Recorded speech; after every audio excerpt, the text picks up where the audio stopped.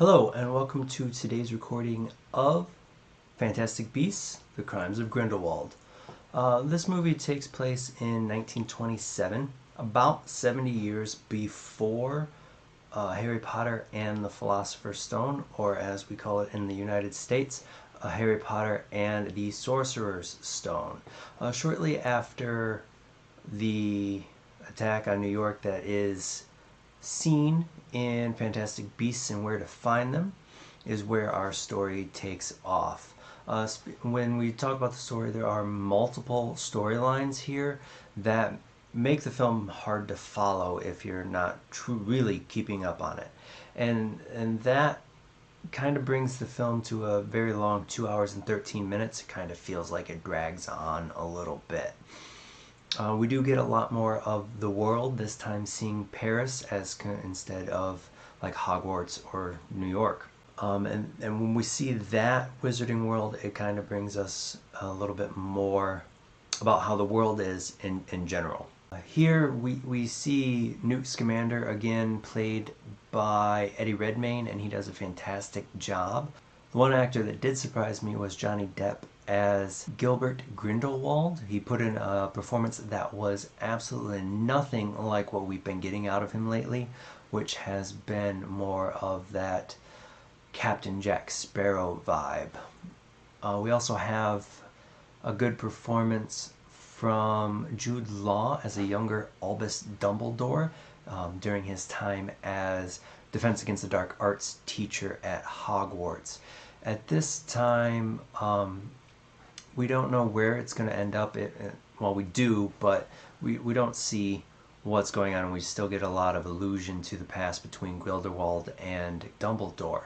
But we also get a lot of Easter eggs that tie into the Harry Potter films, specifically with the Sorcerer's Stone, most notably a younger Professor McGonagall. CGI is very well done, specifically within, of course, the magic and the animal effects.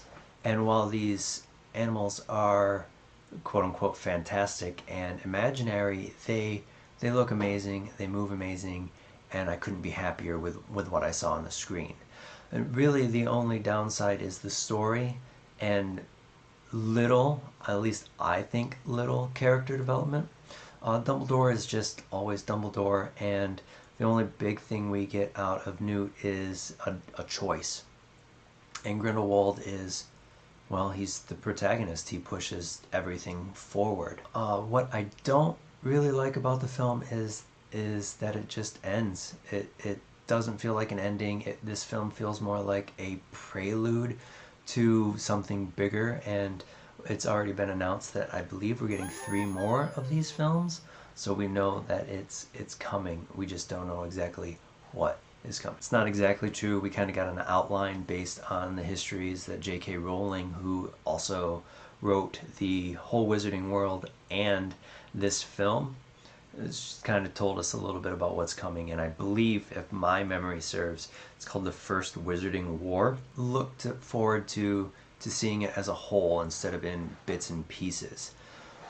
This film is a bit darker than the rest, except for maybe a Harry Potter and the Deathly Hallows Part 1 and Part 2. We don't get a lot of blood violence, but we do get fantastical violence, and we don't get nudity or language, so it is quote-unquote child safe for a PG-13 film. Would I recommend it for children? Yeah, I guess. I mean, they don't really push things too far, but for a film in general, I don't really recommend that you watch it now. I'd wait until the sequels come out so you get the full story all up front.